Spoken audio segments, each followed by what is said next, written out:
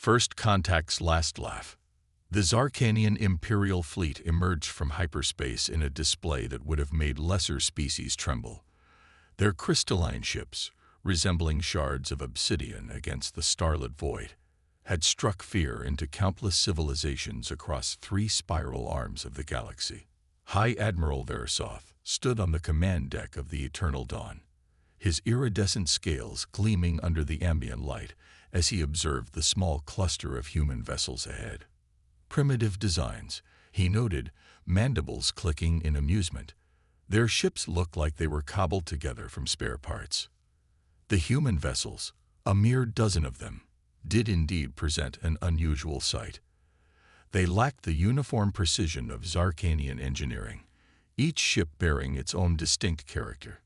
Some were sleek and angular, others bulbous and practical, as if function had won over form in their design philosophy. The Empire's first contact protocol was simple: overwhelm, intimidate, and subjugate. It had worked flawlessly for over 3 centuries. Versoth activated the communication array, preparing to deliver his customary speech of submission. But before he could speak, an unexpected transmission cut through the silence. "Hey there. Love what you've done with the ships. Very sparkly. Did you guys raid a space jewelry store, or is that just the standard issue?" The voice was distinctly human, female, and completely devoid of the fear Versoth had expected. His secondary hearts skipped a beat. In 300 years of first contact scenarios, no one had ever opened with a joke. "This is High Admiral Versoth of the Zarkanian Empire. You will submit to our authority or face immediate destruction." He injected every ounce of menace he could muster into the words. Right. Submission, destruction, the whole package. The human replied cheerfully. "Quick question, though. Do we get dental with that submission package? Because I've got this molar that's been giving me trouble." Laughter erupted across the human communication channel. Versoth's scales shifted from their usual azure to a mottled purple of confusion. "Captain Chen," another human voice chimed in, "stop tormenting the nice space lizards. They clearly spent a lot of time practicing that speech." Versoth's confusion turned to rage. "You dare mock the might of this Zarkanian empire? Our fleet has conquered thousands of worlds." "Thousands? Wow, you must be exhausted," Captain Chen responded. "Have you considered taking a vacation? I hear Proxima Centauri is lovely this time of year." The bridge crew of the Eternal Dawn exchanged bewildered looks. This wasn't how first contact was supposed to go. The humans should be begging for mercy, not critiquing their conquest schedule. Versoth ordered his tactical officer to display detailed scans of the human vessels. The readings made no sense. Their ships showed energy signatures that seemed to fluctuate randomly, as if they were running on controlled chaos rather than proper engineering principles. "Final warning," Versoth growled. "Submit or be destroyed." "You know what? Let's put it to a vote," Chen replied. "All in favor of submission, say A." A moment of silence followed. All opposed. A chorus of nay responses filled the channel, along with what sounded suspiciously like someone making chicken noises. Versoth had had enough. He gave the order to power up the fleet's main weapons. The crystalline ships began to hum with energy, their obsidian surfaces crackling with purple lightning. The humans' response. They started playing music. Ancient Earth rock music, specifically Another One Bites the Dust, began broadcasting on all frequencies. "Really, Martinez?" Chen's voice carried a note of exasperation. "That's a bit on the nose, don't you think?" "Sorry, Captain. Would you prefer We Will Rock You?" As the Zarkanian weapons reached full charge, Versoth noticed something odd. The human ships had been slowly moving into position during their entire conversation, forming a pattern that his tactical officers assured him was meaningless. It had to be meaningless. The formation looked like a smiley face. "Fire," Versoth commanded. The Zarkanian fleet released its full fury and hit nothing but empty space. The human ships had disappeared. Fascinating weapon display. Chen's voice came from behind the Zarkanian fleet somehow. But you might want to work on your aim. Oh, and Admiral, you might want to check your ship's crystalline resonance frequencies. They seem a bit unstable. Versoth whirled to see the human fleet had somehow materialized behind his own. But more disturbing was the subtle vibration he could feel through the deck plates. The humans hadn't been playing music just to be annoying. They had been probing the crystalline ship's structural frequencies. You see, Chen continued, her voice now serious, but still carrying that infuriating hint of amusement. While you were busy trying to intimidate us, we were actually studying you. Fascinating technology. Really. Beautiful. But maybe a bit too predictable. The vibrations increased. Warning alerts began blaring across the Zarkanian fleet as their crystalline hulls started to resonate with the lingering harmonics from the human sonic probe. Don't worry, Chen added. We're not going to destroy your ships. That would be wasteful and, honestly, kind of rude. But we did take the liberty of redistributing some of your power systems. You should have enough energy for life support and a nice, slow trip home to think about the concept of asking nicely before trying to conquer someone. Versoth watched in helpless fury as his fleet's weapon systems powered down, the energy redirected through pathways he hadn't even known existed in his ship's systems. Oh, and Admiral. Chen's voice was almost gentle now. Next time you want to make first contact, maybe try saying, hello first. Works wonders for diplomatic relations. Ta. The human fleet vanished again, this time completely, leaving behind a thoroughly humbled Zarkanian empire and a very important lesson. Sometimes the most dangerous species in the galaxy aren't the ones with the biggest ships or the most powerful weapons. They're the ones who can laugh in the face of destruction and turn your own strength against you. As Versoth ordered his powerless fleet to limp home, he couldn't shake the feeling that this wouldn't be the last he'd hear of humans. And next time, perhaps, he would try saying hello first. The art of human warfare. 3 standard months after the humiliation of first contact, the Zarkanian Empire had regrouped. High Admiral Versoth stood before the Imperial Council, his scales now a determined shade of deep blue as he presented his analysis of the human threat. They made us look like fools, he admitted, a painful confession for any Zarkanian warrior. But in doing so, they revealed something crucial. They rely on trickery because they lack true strength. The council chamber, a vast cathedral of crystalline architecture, hummed with murmurs of agreement. The Empire had spent these months studying everything they could about humanity, though information was frustratingly scarce. What they did know was that humans occupied a relatively small portion of space, had no apparent unified government, and seemed to spend an inordinate amount of time creating entertainment. We have assembled the largest battle fleet in Imperial history, Versoth continued. 5,000 ships, including our new sonic-shielded dreadnoughts. The humans caught us by surprise once. They will not do so again. Little did Versoth know that at that exact moment, Captain Chen was playing chess with her tactical officer, Araya, aboard the Earth ship Laughing Matter. They're coming back, aren't they? Chen moved her knight, capturing Araya's bishop. Affirmative. Araya responded, her holographic form flickering thoughtfully. Long-range sensors detect significant fleet movements in Zarkanian space. Estimated force: 5,000 vessels, heavily armed. Chen sipped her coffee, studying the chessboard. You know what's funny? They still think this is about ships and weapons. Check. By the way, the Zarkanian attack began exactly as human intelligence had predicted. The massive Imperial fleet emerged from hyperspace in perfect formation, their crystalline ships now reinforced with new harmonic dampeners to prevent another sonic attack. What they found waiting for them was nothing. Sweep the sector, Versoth commanded. They must be hiding somewhere. Sir, his tactical officer reported, we're detecting unusual energy readings from the nearby asteroid field. Before Versoth could respond, His fleet's sensors went wild. The asteroid field was moving. No, not moving. Transforming. What had appeared to be simple space rocks were unfurling into thousands of small, automated defense platforms. Clever camouflage, isn't it? Chen's now familiar voice came through on all channels. We call them ROCs. Get it? Because they look like rocks, but they're actually fire. Versoth roared, cutting off the explanation.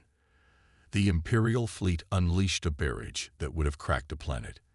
The ROCs simply absorbed the energy, their surfaces glowing briefly before redirecting it into the void. Oh right, should have mentioned. Chen added cheerfully. We figured out that neat crystal tech of yours works really well for energy absorption when you reconfigure the lattice structure. Thanks for the inspiration.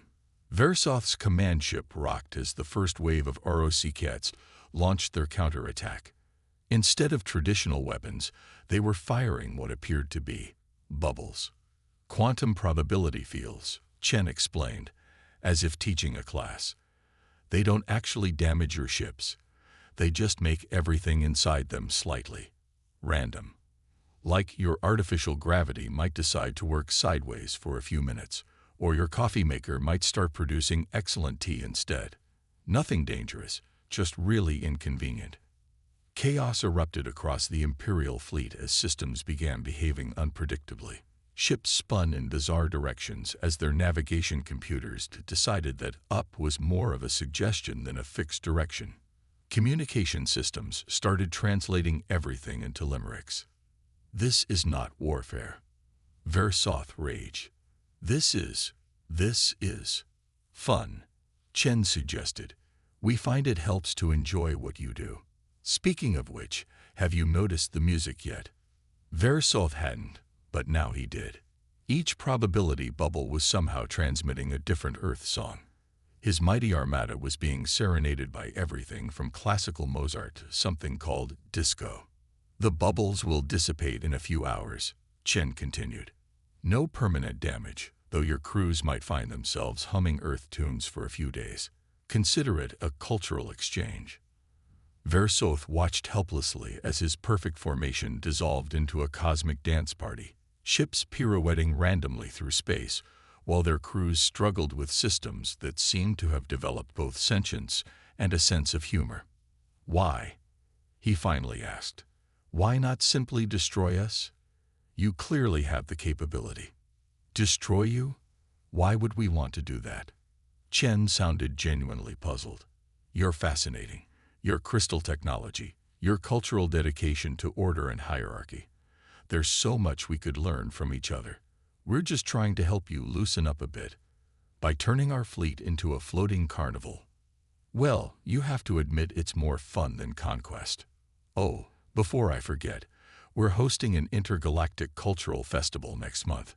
Your entire species is invited. There'll be music, food, dance, and a really interesting panel discussion on the integration of crystal technology with quantum mechanics. You should come. As Versoth's fleet slowly gathered what remained of its dignity and prepared to return home for the second time, he found himself facing an uncomfortable revelation. The humans hadn't just defeated them again. They'd done it without causing a single casualty, without firing a single destructive shot. And worst of all, as his own command ship drifted through space to the tune of something called Dancing Queen, he realized he was tapping his foot. Pride and prejudice in space. The Grand Chamber of the Zarkanian Imperial Council had never seen such chaos. Counselors argued vehemently, their scales flickering through a rainbow of emotional colors as they debated the human situation. At the center of the storm stood High Admiral Versoth, who had just finished presenting a radical proposal. You want us to accept their invitation. First speaker Calera's scales turned a shocked white. After they twice humiliated our fleet. Consider the alternative, Versoth replied, his own scales a thoughtful green. We've tried force twice. Both times, they defeated us using methods we barely understand. But not once have they killed a single Zarkanian. The chamber's crystalline walls reflected the heated debate that followed. Some counselors called for assembling an even larger fleet. Others suggested simply avoiding human space entirely. But Verisov had spent weeks studying the transmissions Captain Chen had sent after their last encounter. Meanwhile, aboard the Laughing Matter, Chen was dealing with her own diplomatic challenges. "No, Ambassador," she explained patiently to the holographic figure before her. "We cannot paint the entire Zarkanian delegation all black. Their species finds dark colors deeply depressing. That's why their ships are crystalline. They need light." But the black decor would project proper human military strength, the ambassador protested. Chen pinched the bridge of her nose. "Sir, with all due respect, we're hosting a cultural festival, not a military parade. The whole point is to show them we're more than just our tactical capabilities." Aria's hologram appeared beside her. "Captain, we're detecting a transmission from Zarkanian space. It appears to be a recipe request." Chen grinned. "See, they're getting into the spirit already." The day of the festival arrived, and with it came the greatest test of human-Zarkanian relations. The location chosen was Harmony Station, a massive human space habitat specifically designed for interspecies gatherings. Its transparent crystalline sections, a deliberate architectural choice, immediately made the Zarkanian delegation feel more comfortable. Versov led his people aboard with a mixture of trepidation and curiosity. The first thing that struck him was the chaos, but not the destructive kind he'd feared.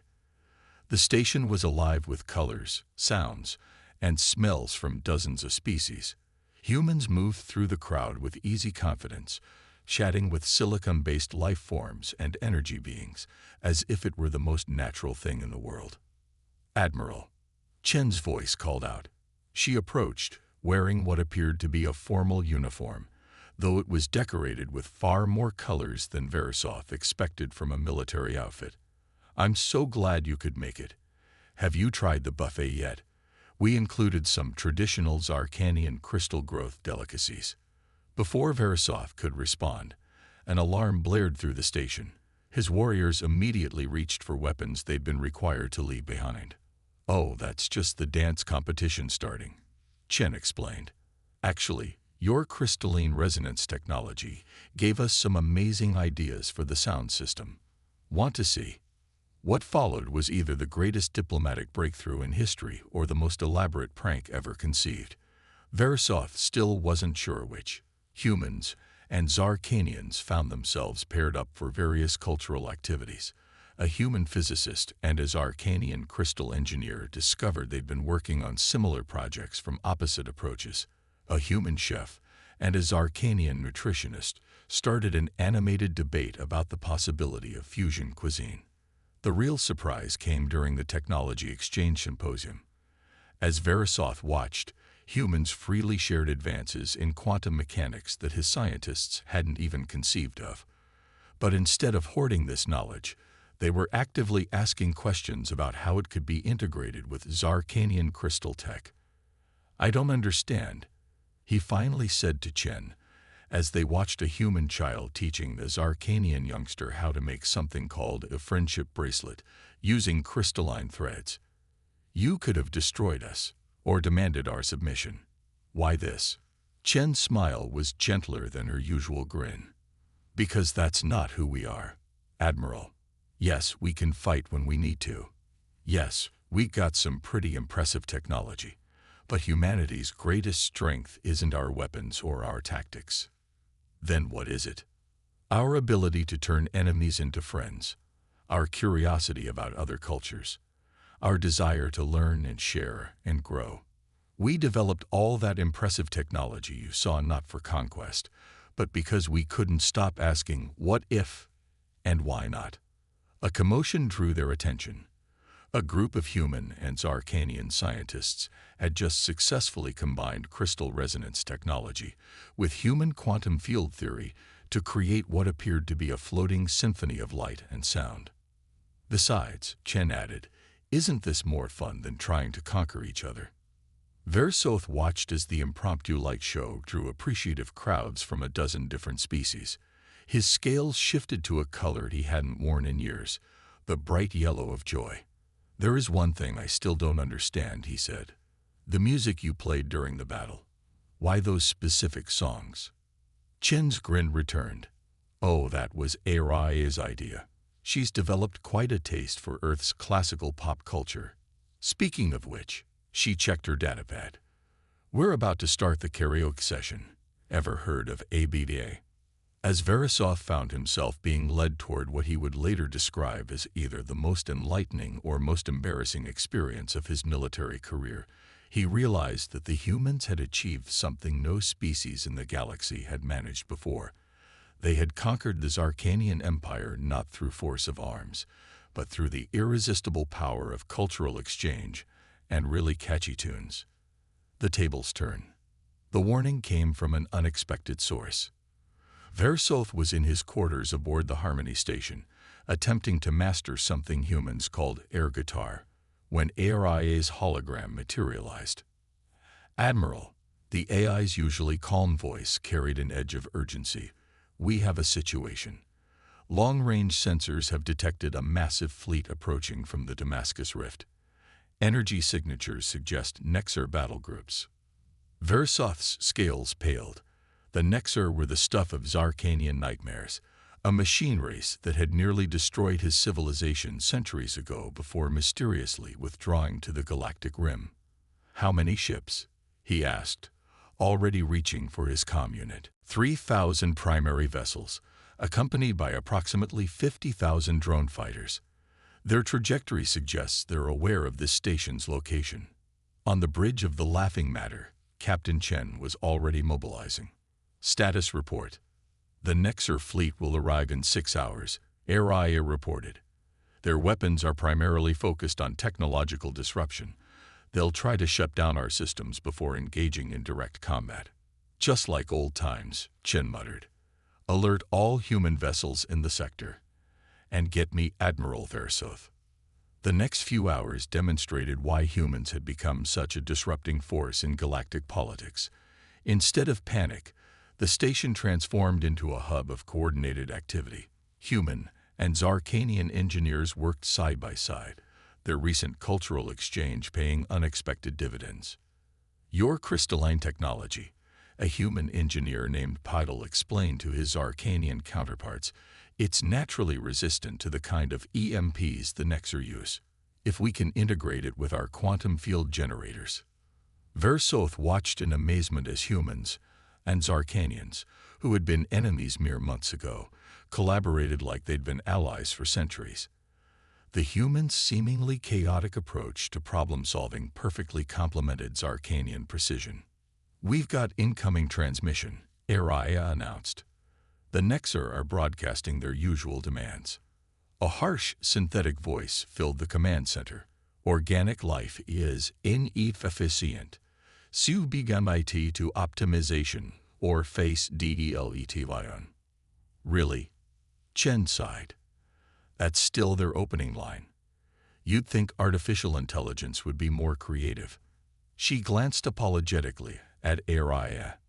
"No offense." "None taken, Captain.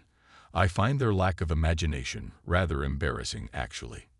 The combined human-Zarkanian defense fleet took up position around Harmony Station.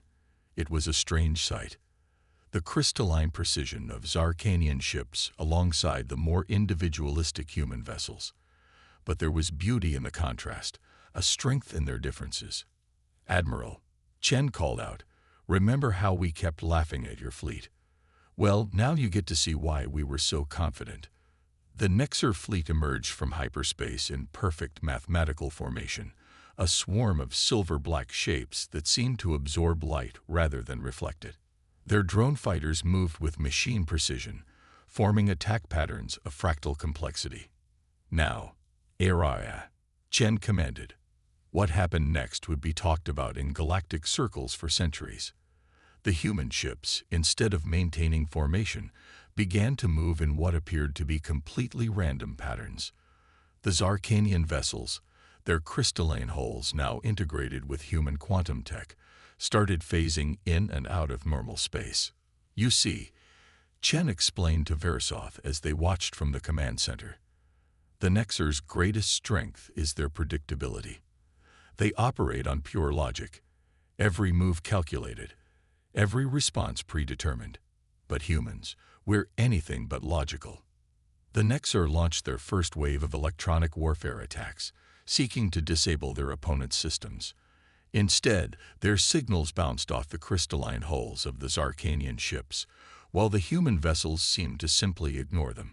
Did you really think we'd still be using computers that could be hacked? Chen grinned. AI. Show them what real AI can do. Aria's consciousness expanded through the fleet's network, her influence carried on waves of quantum-enhanced crystalline resonance. The Nexer drones suddenly found themselves confronted with an intelligence that didn't play by their rules. I'm introducing them to human concepts like jazz improvisation and abstract expressionism, Aria reported, a hint of amusement in her voice. They seem very confused. The battle that followed wasn't really a battle at all. It was more like a dance. Human ships darted between Nexer formations, their apparently random movements creating chaos in the machine logic. Zarkanian vessels used their newly enhanced crystals to redirect the Nexer's energy weapons back at them, creating spectacular prismatic displays. My favorite part's coming up, Chen said, just as the human fleet began broadcasting. Not threats or demands, but music. Thousands of different songs, all playing simultaneously, creating a cacophony that somehow resolved into harmony when filtered through the crystalline resonance of the Zarkanian ships. The Nexer fleet's perfect formations began to break down. Their drone fighters, trying to calculate responses to the uncalculatable, started moving in increasingly erratic patterns. Explain, the Nexer command signal demanded. This defies logical combat protocols. That's humanity for you, Chen replied. We stopped following protocols about 10 minutes after we invented them. Admiral Versov, would you like to explain to our mechanical friends what you've learned about humans? Versov stepped forward, his scales shimmering with confidence. The humans taught us that true strength isn't about size or power or logic. It's about adaptation, creativity, and the willingness to try the impossible. Also, they have really catchy music. The Nexer fleet, faced with an enemy they couldn't predict and allies they had previously conquered, did something they had never done before. They retreated in disarray. As the last of the machine ships disappeared into hyperspace, Chen turned to Versov. You know they'll be back, right? Probably with new algorithms they think can counter us. Versov's scales shifted to a color of determination. Let them come. I believe I'm starting to understand why you humans laugh in the face of superior forces. He paused. Though I still don't understand what an air guitar is supposed to accomplish. Don't worry, Chen patted his shoulder. We'll work on that. Araya, what do you say we celebrate with a little victory playlist? As Sweet Victory began playing through the station speakers, Versov realized that the humans hadn't just turned the tables on their enemies. They'd changed the entire game.